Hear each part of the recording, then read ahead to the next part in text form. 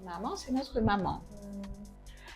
Et je me rappelle, j'ai mon anniversaire juste le 12 juillet, j'étais chez eux et ils ont toqué sur la porte en disant très joyeux anniversaire maman. Et c'est à ce moment qu'ils ont commencé à m'appeler maman. Je dis qu'est-ce que je réponds? Et il me dit mais les enfants ont choisi. On n'a pas forcé, ils ont choisi que tu es leur maman. Et Alex et Axel, c'est eux qui m'ont guéri en fait. Après, j'ai des centaines d'enfants, que ce soit les enfants réellement, parce que les orphelins, il y a beaucoup d'orphelins que je me suis battue, hein, je me bats toujours pour les enfants, parce que même pour les traitements, même aujourd'hui, même ici au Burundi, quand on nous dit nous avons un taux des gens sous traitement qui est très bien. Je pense qu'on est dans les 96%. Mais quand on va chez les enfants, on est encore à moins de 50. Donc, il y a toujours un écart lorsque ce sont des enfants. Mais nous devons nous battre parce que eux, peut-être, ils n'ont pas la possibilité de le dire. Et chaque fois que j'ai l'occasion, je le dis, nous devons nous battre pour ces enfants. Nous devons leur donner les mêmes droits que les adultes. Ça veut dire que ces enfants vous ont redonné la joie de vivre. Absolument. La vie. La joie. Ce sont des enfants et ce sont des orphelins avec le projet Paris-Sida Sud. Donc, moi, je me suis remariée en 99 et avec déjà mes enfants, je crois que j'ai commencé à avoir la force de me battre et de chercher des financements pour que les autres enfants puissent être pris en charge. C'est avec le projet Paris-Sida Sud, financé par SIDAction et la mairie de Paris, que nous avons commencé au Burundi, la prise en charge pédiatrique, les traitements ARV, c'est avec le projet Paris-Sida Sud. Donc, vous avez commencé avec le projet avec les enfants? Avec les enfants, parce que au Burundi, les traitements qui étaient là, c'était que pour les adultes. S'il fallait les donner aux enfants, il fallait couper les gélules. Et quand on les coupe, ça devient amer et c'est difficile pour les enfants. Les formes pédiatriques n'étaient pas là. C'est avec ce projet que nous avons commencé. Et c'était un projet dont je suis toujours fière. C'est un projet qui prenait l'enfant dans son entièreté. D'abord, des familles étaient obligées d'éparpiller les enfants parce que quand les parents sont décédés, on prenait un enfant chez un oncle, un autre chez une tante, un autre chez l'autre et une fratrie qui n'est plus ensemble. Et on sentait comment ça faisait mal aux enfants. Parfois, il y a un enfant qui est chez une tante qui est bien. Il y a une autre qui est chez un oncle. Souvent, c'était des tantes, je m'excuse. C'était les épouses des oncles, pour la plupart, qui n'étaient pas vraiment gentils avec les enfants, qui les mettaient à côté, qui ne pouvaient pas être avec leurs enfants. Qui ne sont même pas informés au fait. Absolument. Encore une fois, mauvaise information, manque d'information. Je ne condamne personne. C'était une période où vraiment les gens prêchaient par ignorance. Exactement. Et ils péchaient par l'ignorance parce qu'ils n'avaient pas d'informations. Tu sais, ce que j'aime dans votre histoire, c'est que votre premier impact a été là où vous avez été touché. Le choc est venu de votre enfant quand vous avez entendu l'annonce. Et maintenant, vous avez commencé à travailler avec les enfants. C'est très, très bien. Et surtout avec l'information. Oui, j'ai commencé avec les jeunes d'abord. Parce que les enfants, ça a été après. L'ANC est là depuis 1993. Mais les activités réellement ont commencé en 1995. Après mon coming out à l'église. Mais encore une fois, pourquoi mon coming out? Le prêtre disait que les personnes, c'était le 1er décembre 1994, la journée internationale de lutte contre le sida. Et à la cathédrale, moi, je suis allée en me disant, bon, je vais prier pour tout ce monde qui est décédé. Et j'en avais assez. Je vais aller prier pour eux. Et je n'avais vraiment pas du tout programmé d'aller parler. J'étais allée vraiment juste pour prier. Mais c'est juste quand le prêtre dit, nous sommes ici pour prier pour les personnes infectées, mais ceux qui sont décédés, ils ont eu leur part parce qu'ils avaient péché. Exactement. Et à ce moment, la première chose qui m'a choquée, c'était mon bébé. Il est décédé du VIH. Il est décédé parce il vivait avec le VIH et il était malade du sida. Et on vient de le condamner. Je dis, mais donc c'était pas moi. Donc j'ai pas pensé à moi. J'ai pas pensé au fait qu'on est en train de condamner. Même moi, j'étais en train d'être condamnée. Mais en même temps, je me disais, bon, à la fin, moi, je ne suis pas une sainte. Mais mon bébé était un ange. Et d'ailleurs, le documentaire que j'ai fait, c'est La mère et l'ange. Parce que je dis, la force, je l'ai puisée dans cette idée de se dire, non, là où il est mon bébé, si je reste et que je ne dénonce pas, j'aurais été complice. Donc, mais c'était compliqué. Comment je vais aller dire que c'est que le prêtre vient de dire? C'est pas ça. Donc, comme j'étais arrivée avant, j'avais vu, vous voyez comment tu vois la sœur qui vient pour allumer les bougies, pour mettre la Bible, les trucs. Tu vois, tu sais qui est en train d'organiser. Et après ça, j'avais vu où elle était assise. Donc, je me suis approchée d'elle. Je lui ai demandé si c'était possible que j'aille pour faire une intention envers les morts du sida. Elle me dit, ah, ben, c'est une chance. On n'en avait pas eu. Donc, je suis allée devant.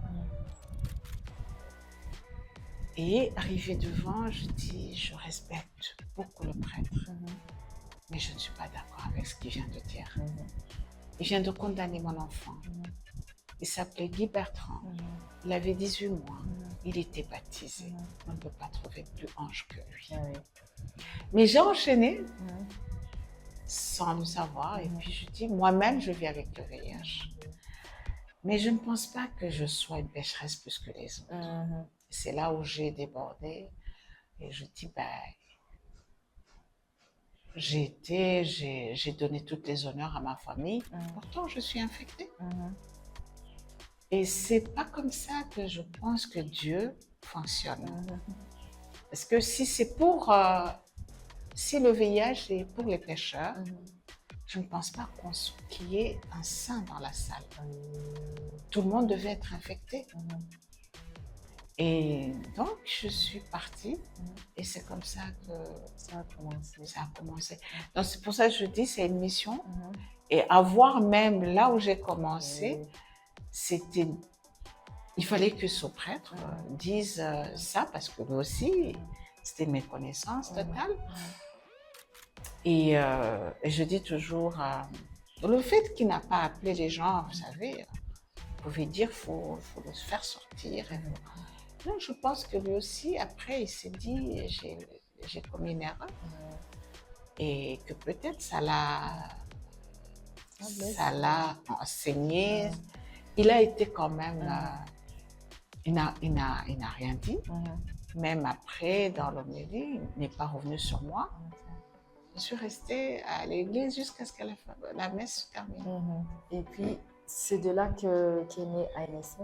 C'est de là que les activités ont commencé, parce que l'ANSS était déjà là, mais sur papier. Et c'est là où, dans l'église, il y avait pas mal de gens infectés qui sont venus me dire merci, on était en train de bouillonner de rage, mais après avoir parlé, on a été soulagés. Et ils m'ont dit, mais allons-y, il faut qu'on commence, il faut qu'on fasse quelque chose. Moi, je dis, mais moi, je ne sais pas. Des histoires, qu'est-ce que vous voulez? Moi, si vous voulez, moi, je peux en parler. N'importe qui veut en parler, vous pouvez. Il me dit, non, non, il faut le faire dans un cadre bien précis. Et c'est comme ça qu'on s'est dit, bon, commençons avec. On n'avait rien, on n'avait pas de financement, rien. Mais on s'est dit, ben, on peut commencer à faire la sensibilisation. Oui, ça c'est vrai. Mais la sensibilisation, on pouvait le faire. Et je me rappelle toujours parce que je travaillais encore à la pharmacie et on allait dans des écoles. On allait dans des écoles. Après, à Bujumbura. On a fait même l'intérieur du pays. On a fait même l'université. L'idée, c'était ne pensez pas. En fait, tout ce qui était comme enseignement, comme pancarte, ça montrait les gens qui étaient déjà au stade maladie. Ce qui fait que quand tu étais encore bien portant, séropositif ou séropositive, mais encore au stade, que tu n'es pas encore au stade maladie, personne ne pouvait le dire. Et c'est ce qu'on disait, ben en fait, dit, mais si vous nous regardez, c'était avec Juvenal, c'est un autre jeune homme, que Dieu ait son âme, qui avait été expulsé de Chine parce qu'ils ont trouvé qu'il avait le VIH. Donc on était les deux. C'est lui, après la cathédrale, qui est venu me voir, me disant, ben, moi je voulais une personne pour m'aider à faire. Je dis, ben, moi je suis là. Donc on était tous les deux bien portants. Et pour dire, en fait, si on ne vous le disait pas, vous ne le voyez pas. On n'est pas maigrichon, on n'a pas les boutons, on n'a pas. Donc, aujourd'hui, si tu n'as pas encore fait ton test, considère-toi comme un potentiel séropositif. Séropositif. Mais ce serait bien de savoir où vous êtes, si vous êtes séropositif, peut-être changer votre mode de vie. On dit que ça attaque beaucoup les poumons. Peut-être tu fumes, il faudra arrêter. Peut-être tu prends un peu plus d'alcool, si c'est possible d'arrêter. Pour ceux qui sont capables d'avoir une alimentation, en tout cas équilibrée. Donc c'était vraiment du bricolage, parce qu'il n'y avait rien d'autre à dire.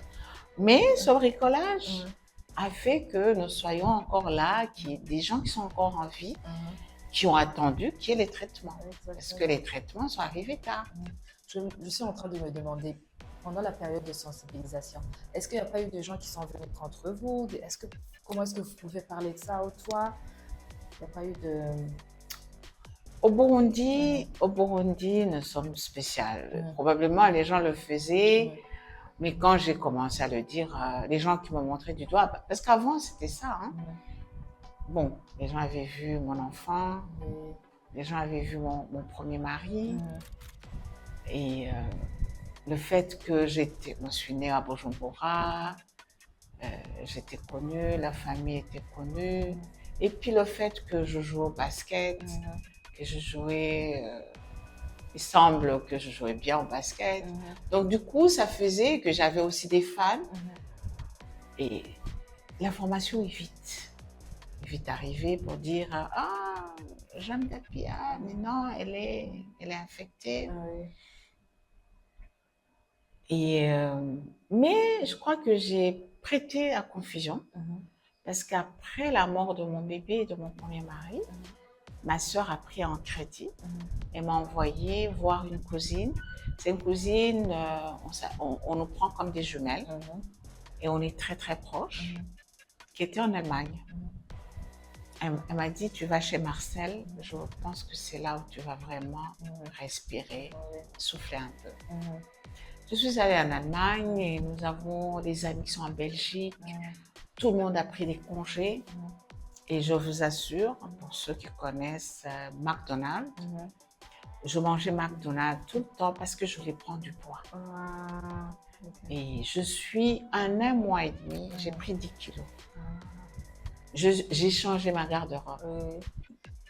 Et du coup, je suis revenue et confusion totale. Les gens disent, mais c'est vrai, c'est pas vrai. Les gens mentaient. Donc, c'était... les gens commencent à dire, finalement, c'est pas vrai. C'est qu'elle dit, elle est en train de chercher l'argent. Elle est très intelligente. Ici, c'était beaucoup plus ça. Mais comme j'ai fait beaucoup de pays francophones dans les missions d'ambassadeur d'espoir, j'étais l'une des ambassadeurs d'espoir. J'ai fait beaucoup de pays, mais des pays où c'était particulièrement le Gabon. Et le Gabon, il a fallu qu'on me donne la garde parce que les gens disaient non, c'est une menteuse. Et vraiment d'une façon agressive. Hein. Et je me rappelle une jeune femme qui est venue me dire mais vraiment pourquoi? On t'a payé cher, hein? On t'a payé vraiment cher. Et tu viens, tu penses que nous on est bêtes. Je dis madame, je dis oui, peut-être on m'a payé cher. Est-ce que tu permets qu'on pose, on discute un peu? Elle me dit oui. Je dis bon, oui, on m'a payé cher. Vous travaillez? On me dit oui. Vous êtes bien payé? Il dit bon. Je dis mais vous aimeriez en voir un peu plus, hein? Je dis est-ce que vous avez une famille? Oui. Vos enfants ils vont à quelle école? Il dit bon, dans une école ici. Je dis ben pourquoi peut-être vous pourrez l'envoyer à l'école française. Elle dit non, ça c'est cher. Je dis oui, mais justement, je veux vous donner un créneau pour que ton enfant, tu l'envoies à l'école française. On me dit quel créneau? Je dis ben, tu fais ce que je suis en train de faire et puis je dis aux gens qui me donnent l'argent de te donner l'argent. Mais tu commences à dire que tu es infecté. Il dit non, non, non, non. Je dis pourquoi tu penses que c'est moi qui fais ça? Je dis, est-ce que tu penses que c'est vraiment des fleurs que je mets sur ma tête? Il me dit, ah, vous avez raison. Donc, et au Congo-Brazza, j'ai été attaquée par une association des professionnels de sexe. Parce qu'en fait, le fait que je suis allée faire le témoignage, étant bien portante, et puis j'étais jeune, en fait, c'était pour elle bloquer les clients parce que les gens vont commencer à se dire ah, même telle, même si elle est bien physiquement, elle pourrait. Donc, pour elle, j'étais en train de jouer contre leur métier. Donc, on a été obligé de me donner une garde. Donc, dans des missions d'ambassadeur d'espoir, c'était une mission qui était organisée par ONU-SIDA et le PNUD. Quand ils ont appris que j'avais chaque fois des menaces, partout où j'allais, on m'avait donné des gardes. Madame Jeanne, en tout cas, c'est très courageuse parce que si j'ai combattu dans différents pays, c'est pas facile, mais en tout cas, c'est une mission que vous êtes donnée et que vous menez très très bien. Et j'aimerais vous demander quels sont les impacts les plus chers que vous avez vus pendant la naissance et l'évolution de ANSS sur le côté des jeunes, des adultes. Vous savez, lorsqu'on a commencé, nous avons commencé avec la sensibilisation. Mais très très vite, nous avons vu, donc on avait la sensibilisation, mais après, on a eu un petit fonds, 26 000 francs français, et c'était un fonds ponctuel.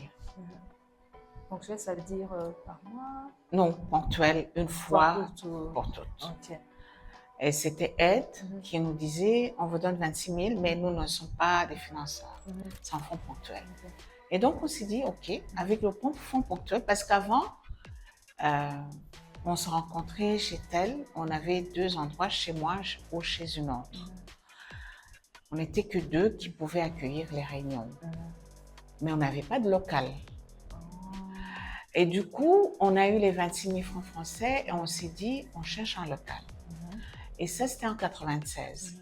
Et le local, il fallait l'avoir dans un endroit où toutes les ethnies pouvaient venir.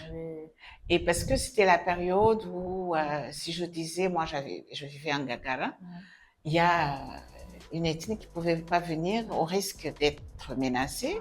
Il y a, si tu vas à Kamenge, où c'est moins cher, il y a une autre ethnie. Donc, c'est juste vous donner une idée. En 96, c'est le centre-ville où on pouvait se rencontrer, toutes les ethnies pouvaient venir. Donc, on s'est dit, oui, ça va être cher, mais nous allons aller en ville pour accueillir tout le monde. Parce que le VIH, il a juste une seule chose de positive, c'est qu'il ne discrimine pas, tu sois Hutu, tu sois Tutsi, tu sois Ganois, tu sois beau, tu sois moche, tu sois riche, tu sois blanc, noir, il s'attaque à tout le monde. Donc nous, notre objectif, c'était de servir tout le monde. S'il faut servir 6 mois, on va servir que 6 mois, mais tout le monde. Que d'aller avec cet argent où on pouvait avoir une maison qui pouvait me permettre on pouvait se permettre 2 ans, mais une seule ethnie. C'était pas ça qu'on voulait. Et du coup, on a commencé à l'avenue de la GRR, centre-ville. Oui, je me rappelle. Voilà. On a commencé là-bas. Et à cette période, les gens mouraient à cause de la méningite à cryptocoque. Vous savez que c'était la période où le Burundi était sous embargo économique. Donc, les médicaments ne venaient pas. Donc, ça venait de l'étranger. Non, on ne pouvait pas, parce que ça pouvait pas venir, parce qu'il n'y avait pas d'avion. C'était sous embargo économique. Et mon papa avait un cancer de gorge. Et quand j'allais à l'hôpital Roi-Khaled, tous les jours, je voyais, on me disait, la personne qui était là est décédée. La personne qui était là est décédée. Parce qu'il y avait, ça va très, très vite. J'ai commencé à aller chercher ces médicaments. Ce n'était pas la période tranquille. La RN1, c'est la route qui était la plus dangereuse. Et j'allais une fois par semaine à Kigali. Et personne ne m'accompagnait parce que tout le monde trouvait que j'étais folle. En voiture. En voiture. En tout cas, vous étiez très, très dévouée. Il y a ma soeur qui me dit, mais même le prince de Rwagasore, s'il revenait, il ne ferait pas ça. Je dis, je ne sais pas ce qu'il ferait, mais moi, je fais ce que mon cœur me dit. Il me dit, mais tu sais qu'il y a les rebelles. Je dis, mais s'il y a Dieu, ces rebelles, même ces rebelles ne vont pas me toucher. Et c'est vrai. Au moins 2 fois, je suis passée, on me dit, votre canon qui est passé a été attaqué. Mais je passais. Et puis il me dit, tu as entendu, tu ne retournes pas. Je dis, je vais retourner parce que ça va être la même chose. C'est après moi, ça ne sera jamais moi. Donc j'allais à Kigali, ma grande sœur était diplomate là-bas. J'avais où loger, j'utilisais ma voiture, il y avait du carburant, Dieu merci, je pouvais me permettre. Et puis j'amenais les médicaments. Quand je vois les gens qui sont encore en vie aujourd'hui grâce à ça, je me dis c'était une action du Seigneur. En tout cas, vraiment. En tout cas, je dis merci pour tous ces gens. Hein. Je suis très, très touchée par cette histoire. Alors, madame, comme nous venons à la fin de cette émission, vous allez nous parler un peu plus de ANSS. Vous avez dit que plus c'est venu récemment. Vous allez nous parler de pourquoi Santé Plus. Alors, Santé Plus, c'est que, vous savez, le Burundi est parmi les pays, sinon le premier pays en Afrique francophone, qui est bien positionné par rapport aux objectifs de l'ONU-SIDA et de l'OMS. Les 3,95, ça veut dire d'ici 2030, 95% de la population aurait fait le test et saurait leur statut sérologique. 95%, parmi les 95 qu'on aura testés, ceux qui sont infectés, Et 95% de ceux qui sont infectés seront sous traitement ARV et d'ici 2030.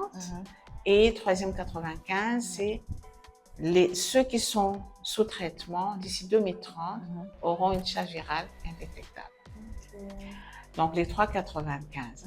Et au Burundi, parmi les 3,95, je pense que tous les trois, nous les avons au moins dépassés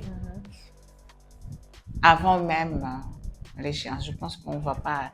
On pouvait, mais je dis on pouvait, mais non. J'ai peur parce que il y a des paramètres qui commencent à regresser. Mais j'espère qu'on va se battre pour garder notre place. Et donc, le VIH, au niveau de nos centres, nos 5 centres, pour vous donner une idée, nous venons de faire 6 ans. Nous n'avons pas eu un seul enfant né d'une mère séropositive qui soit infectée. Nous venons de totaliser 894 enfants des mères séropositives qui sont tous bien portants après 18 mois. Parce que c'est après 18 mois qu'on déclare que l'enfant n'est pas infecté. C'est un succès extraordinaire. Donc ça, c'est déjà quelque chose. Alors, on a dit plus pourquoi, malgré ces résultats. Chaque année, nous avons beaucoup de gens qui meurent. Il y a des gens qui meurent à cause du VIH. Pas à cause du VIH, mais à cause des maladies de comorbidité. Aujourd'hui, moi, je vis avec le VIH depuis 42 ans. Donc, les gens qui sont des rescapés du VIH, pour moi, sont en train de mourir des autres maladies. Ça commence par l'hypertension, diabète, les hépatites. Après, nous avons beaucoup plus des cancers, les cancers du col de l'utérus, l'asthme et puis les maladies mentales. Et tout ça, nous avons vu que nous sommes en train de perdre. Il faut qu'on s'attaque à ça maintenant, aujourd'hui. Mais on ne va pas s'attaquer seulement à ça. Aujourd'hui, je ne pourrais pas terminer sans dire que malheureusement, les nouvelles infections, nous les voyons chez les jeunes entre 14 et 35 ans. Donc, d'un côté, les personnes vieillissant avec le VIH sont en train de mourir à cause des maladies de comorbidité qui ne sont pas prises en charge. Et de l'autre côté, nous sommes en train de revoir beaucoup de jeunes qui sont en train d'être contaminés et qui viennent à un stade qu'on ne voyait plus il y a 5 ans. Et ça, c'est un recul. Et ça recule au moment où les financements ne sont plus. Et raison pour laquelle nous invitons les gens à venir. Pas mal de gens disent que l'ANSS a beaucoup d'argent. Mais l'ANSS a perdu 49% du budget à cause des coupes des financements des États-Unis. L'ANSS suit plus de 6 000 personnes au niveau national. L'ANSS, c'est la première structure. Elle ne fait pas que juste donner les médicaments. Elle suit juridiquement et donne des activités génératrices de revenus. Nous construisons des maisons pour les veuves et les orphelins. Nous assistons les gens qui ont ces diabètes, mais ces médicaments ne sont pas subventionnés. Il n'y a personne qui les donne. Une personne qui a le diabète doit prendre ses traitements à vie. Et quand on lui donne une ordonnance et qu'elle revient après 6 mois sans avoir eu les traitements, la personne est à un autre stade. Et le risque, c'est d'amputer des pieds. Et c'est ce que nous sommes en train de vivre. Les cancers, je vais dire merci au gouvernement parce que les chimios sont prises en charge. Mais pour faire la chimio, il faut faire un scanner. Et ça, c'est l'ANSS qui va acheter, qui va payer. Et quand on a fini la chimio, on va très mal. La NSS va suivre pour l'alimentation, pour les calmants. Donc, il y a plein de choses que nous faisons, que nous devons faire et qui n'ont pas de financement. Lorsque nous demandons aux gens, c'est pas pour moi, les gens qui sont ici, c'est peut-être ta soeur, c'est peut-être ta mère, c'est peut-être ta cousine ou un parenté ou tout simplement une compatriote ou un compatriote. Donc, lorsqu'on le demande, c'est pas pour moi, c'est pour cette solidarité. Je dis aux Burundais, aux Burundaises, et merci aux Burundais qui ont déjà compris, particulièrement ceux qui sont au Canada, qui cotisent mensuellement.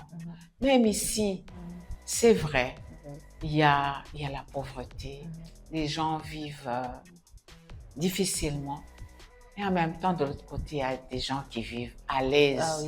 Il faut partager. Quand on est béni, il faut bénir les autres. 10 000 par mois, 100 000 pour ceux qui le peuvent. Pourquoi pas 1 million, parce que quand tu donneras 1 million, tu auras encore plus. C'est un bon investissement. Moi, je dis toujours, je ne sais pas faire le commerce, mais je sais faire le commerce de l'amour parce que ça donne encore plus de résultats. Est-ce qu'il y aurait-il quelque chose que ANS est en train d'organiser pour justement aider les gens à venir contribuer à aider les autres, à servir les autres, pour une cause aussi honorable pour les Burundais et les autres?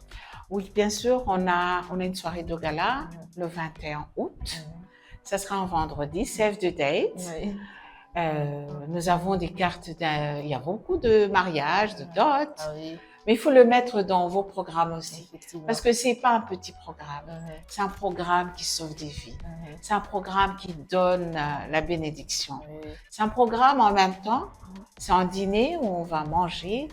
On va vous dire ce que nous faisons. Il y aura l'utile et l'agréable. Mais en même temps, c'est un programme qui va permettre de pouvoir aider à soigner, pouvoir payer ces médecins qui soignent.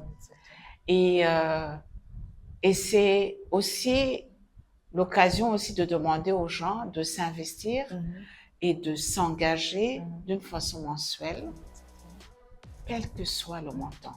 Tout fait nombre. Si c'est 1 000 par mois, mais que tu parles à tes amis, et que tu fais ton arbre d'amour, moi j'aime bien. C'est comme ça que j'ai fait pour le Fonds Orphelin Gapia, les boursiers, c'est 76 jeunes orphelins qui étaient allés être des domestiques, des bonnes. Aujourd'hui, ce sont des avocats, ce sont des licenciés, ce sont des journalistes, des psychologues. C'est la fierté. Et quand je les vois, je dis, même si je mourrais demain, j'ai au moins quelque chose que j'ai fait. Et surtout qu'aujourd'hui, ils se sont organisés pour payer au retour. Maintenant, ils sont en train de prendre d'autres orphelins. Mais ne perdez pas il faut venir. Je dis toujours, on est en train de chercher le ciel. Moi, je cherche, je continue. Il faudrait qu'on soit tous là-bas. Sinon, il ne faut pas rester au pourtour quand on sera là. Donc, que les gens viennent, on sera tous là-bas, on va mettre de l'ambiance. Alors, je tiens à interpeller notre audience vraiment de servir et aider pour cette cause honorable. Vous avez dit le 21 août 2026. En tout cas, on sera très ravis de vous rencontrer. Merci beaucoup. Merci, c'était un plaisir. De nous accueillir et d'être ouverte pour to share your story. Thank you so much. You're welcome. So, à très bientôt et on se reverra. Merci beaucoup. Merci encore. Merci. Merci, madame.